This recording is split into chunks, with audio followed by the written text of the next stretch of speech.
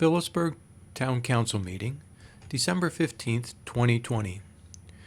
This video is a discussion by Council of Resolution 2020-245, which is a resolution condemning the COVID-19 mitigation efforts by Governor Murphy and the state of New Jersey.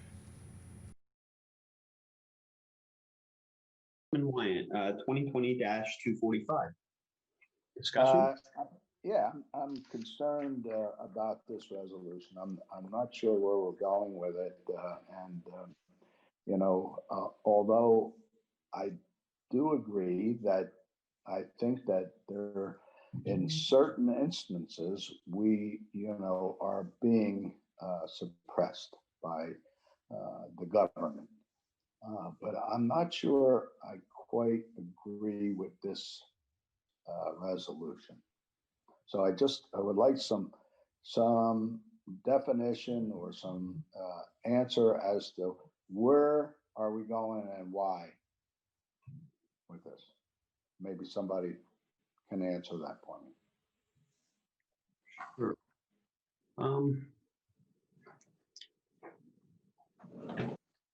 Councilman Fulper, would you like to address that?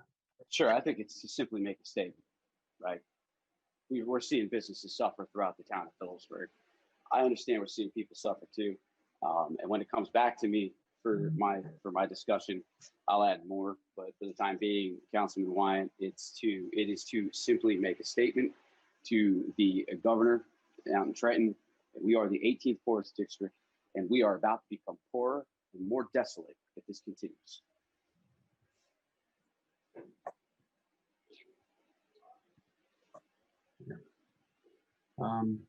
Councilwoman DiGirolamo, discussion on 245?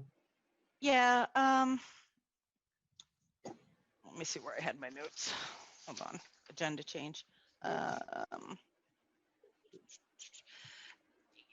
You know what? The simplest answer is, look, we were asked to do all the right things for 10 days. We all did them. 10 days became 9 months, or long. It's going to be longer. It's going to be a full year. I am a strong believer in smaller government. That's the bottom line to me. Am I saying it's unconstitutional? I'm really not saying it's unconstitutional. A court of law would determine if it's unconstitutional, not by rights of this ordinance on opinion. Do I agree with the opinion that we are strapping the private sector and small businesses? Absolutely. If the state of New Jersey was holding those same principles and everybody that's closed by the state of New Jersey wasn't getting paid, I might feel differently. But you know what? We're treating the private sector much differently than the public sector, and I think it's just wrong. So yes, I do think there's some constitutionality associated with it. I am supportive of it. And, I do favor private enterprise being able to make their own decisions about their businesses. And I've seen all the same stats on the 80% is due to large gatherings and people not doing what they're supposed to. But I don't believe the government should be telling us how many people you can put in your building in accordance, as long as it's not against the fire code or the recommendations. So I'm actually in favor of it, just in principle and as a resolution of support that where we stand for our small businesses and the private sector. Not agreeing or disagreeing with the constitutionality piece, that's a court of law. We're not a court of law. And if there is litigation to that matter, so be it. It'll be decided in that court of law. It's not being decided by this resolution. But enough is enough. I agree with it. Okay. So that's where I stand. Councilman Fulper. Yeah. So to preface it, Council President, some people have said that, we must face the realities of COVID-19 and we haven't taken this seriously. I have family, like Mr. Winisco had said, that have been ill from COVID-19, friends who have had elderly family members pass away from COVID-19, and family members who own small businesses that are now facing financial hardships and possible closure, not due to COVID-19, but due to the restrictions imposed upon them from the government. And I apologize if you hear any of the noise behind me. Like I said, I am at work, so I'm going to try and make this brief, but just let's not make any mistake about it. To small business owners, the closure of their doors permanently is synonymous with death itself. So we should all reserve judgment and choose our words wisely, put ourselves in their shoes, and try and understand how we would react if our financial stream was immediately ceased through no fault of our own, or our dreams and investments were destroyed because of politics and mismanagement. In a little more than 4 months, it'll be a year since Governor Murphy abused his executive privilege, and yes, that is my term, abused his executive privilege, and imposed the unconstitutional lockdown on our state, which has had serious financial implications on the residents of New Jersey. Our state's constitution, as stated in this resolution, recognizes that all persons, free and independent, have certain natural and unalienable rights, among which are enjoying and defending life and liberty, acquiring, possessing, and protecting property, and pursuing and obtaining safety and happiness. Governor Murphy has taken it upon himself to strip the New Jersey small business community of these rights, so much so that a third of our small business community has been forced to permanently close their doors, and studies have shown that without aid from the government, 80% of small businesses will be closed by the end of this pandemic. Yes, this virus is undoubtedly serious, and we are not ignorant to that fact, and that people have died. So I'm not going to place blame on Governor Murphy for their deaths, nor will I place blame on President Trump. Viruses and pandemics do not know of political affiliation or the forms of which their existence will be utilized, but politicians do, and they wield this power, especially in this case, to fulfill their narrative and achieve their goals. Do I believe that Governor Murphy wants to see a crippled economy here in New Jersey? I don't believe that was his intention. However, the question remains, why is he allowing big businesses to operate without restrictions why is he allowing big businesses to operate without restrictions if he felt so strongly about this virus and its impact on the residents of New Jersey? I can go to Walmart, ShopRite, Home Depot, and be crammed next to 150 people, some masked and some not, but I can't go out to eat at 10:30 p.m. at a local establishment in my town, inside where it's warm, an establishment which would require masks and or social distancing. That's not science. That's ridiculous. The reaction to this should have been simple from the very beginning. We recommend you wear a mask. We recommend you socially distance. Instead, we were told 14 days, flatten the curve. We were told, close your doors, lock down, don't go outside, don't go to work unless you are essential. Well, I got news for Governor Murphy and the rest of the United States government. We are all essential. We are all essential to those in our households that rely on food, power, heat, and other utilities, and we need to work. A one-time $1,200 check isn't going to make ends meet. It's not going to pay our employees, feed our children, or provide the necessities required to live. To watch our small business community shut their doors is not just about the owners and their investments, but about their employees as well. Unemployment's on the rise, and many have waited months for payment because of Trenton's failed system. Now, the answer is simple.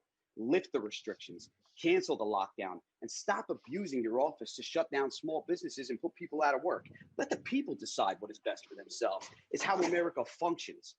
And if you argue this fact, then how can anyone argue that Governor Murphy can be entrusted with this power, since it was the people who actually put him there to begin with? We cannot rely anymore on stalled bills in Washington or the empty and broken promises of aid from Trenton. It's time to open up.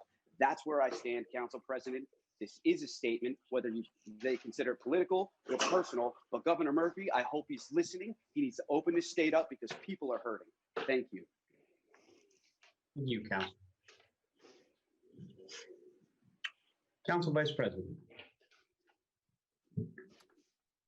Before I thank the constituents that sent the emails in regarding their thoughts and passion on this subject, I just want to first thank Councilman Fulper for that unbelievable discussion on what he introduced and what he feels passion for. That was just simply amazing.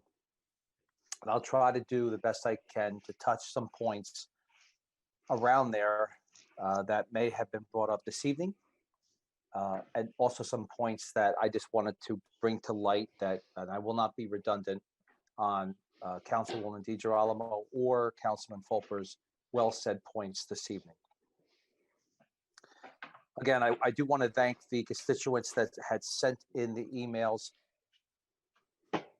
Everybody on the other end of this call, we've gotten stuff before, and sometimes it's nasty and sometimes it's harsh. Actually, there was a lot of well-written emails that were sent in, and I did the best I can to get back to everyone, as one constituent had said already this evening.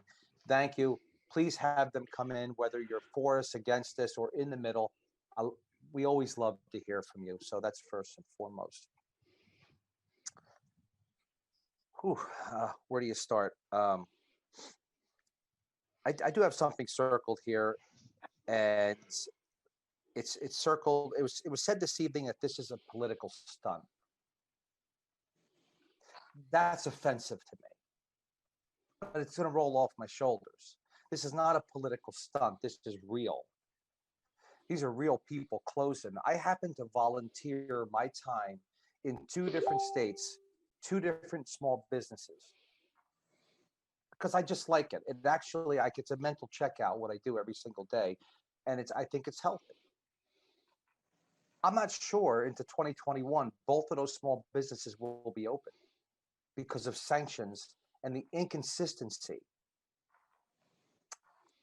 And I will say this, it might be a political stunt. You know what a political stunt is? A political stunt is sitting on the New Jersey CARES Act money that was afforded to small businesses that went out for 200 days until our governor got together with his congressmen who were in tight congressional races, stood at a podium, and then decided, hey, we got some money for you. We're going to get it out to you.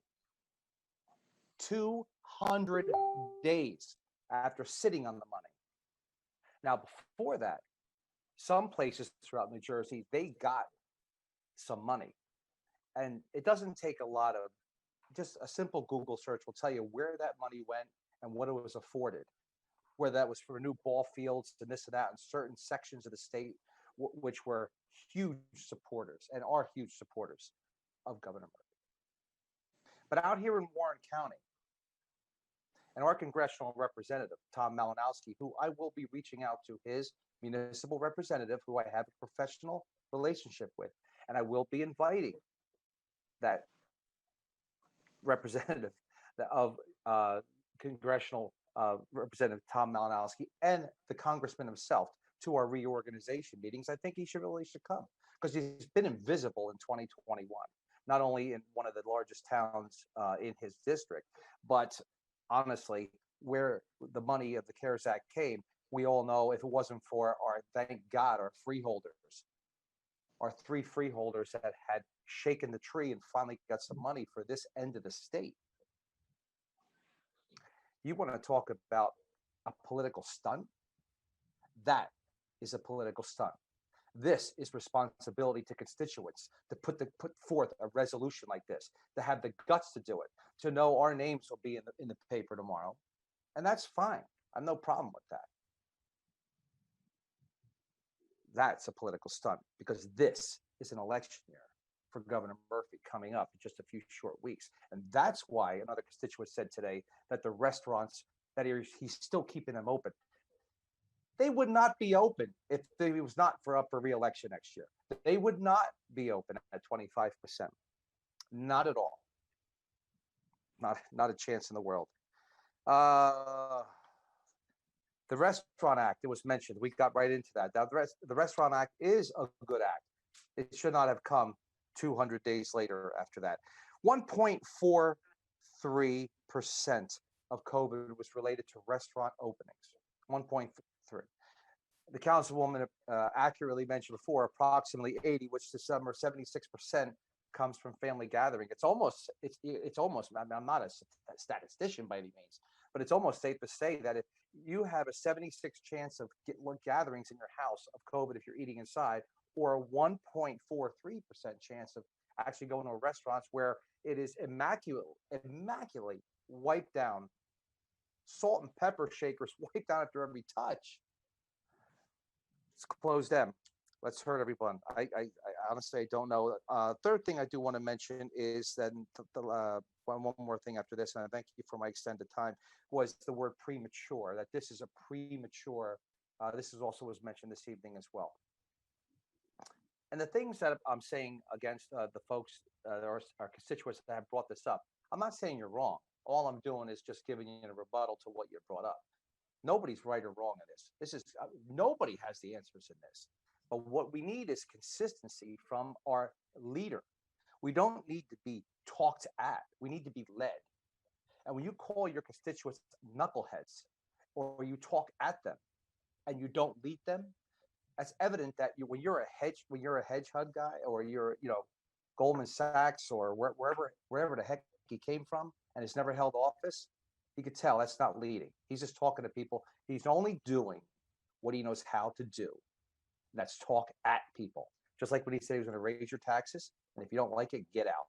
Well, if you were smart, you would have got out to Utah or South Dakota or someplace like that. But honestly, premature. It's not premature. I think we're doing our job as elected officials because we hear it from our small businesses that are open, that are struggling, are closing. And Councilman Fulper mentioned 31% of them.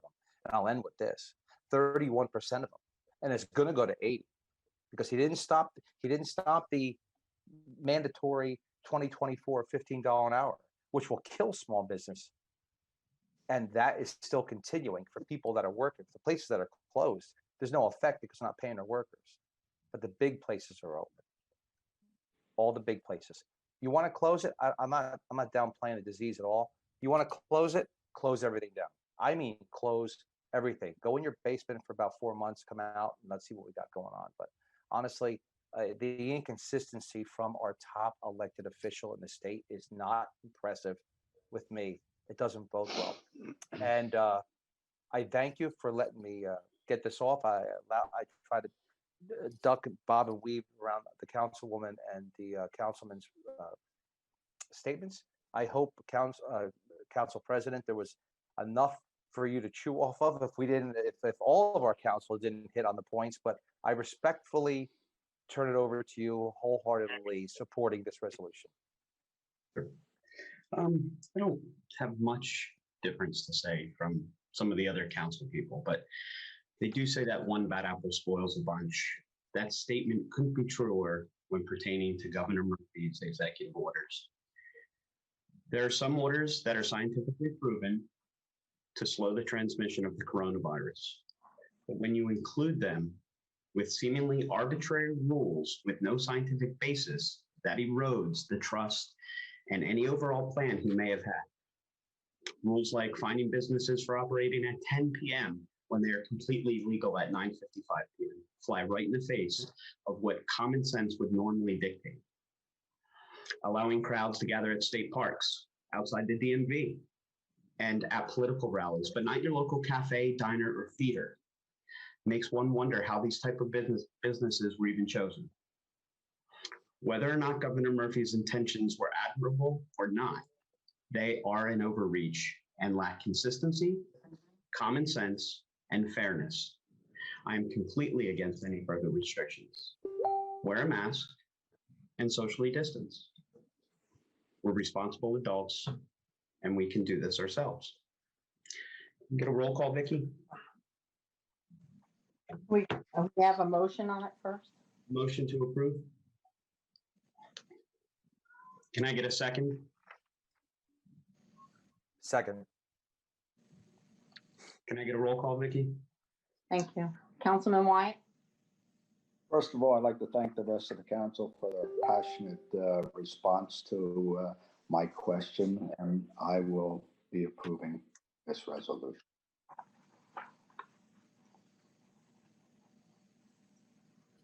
Councilwoman DeGirolamo?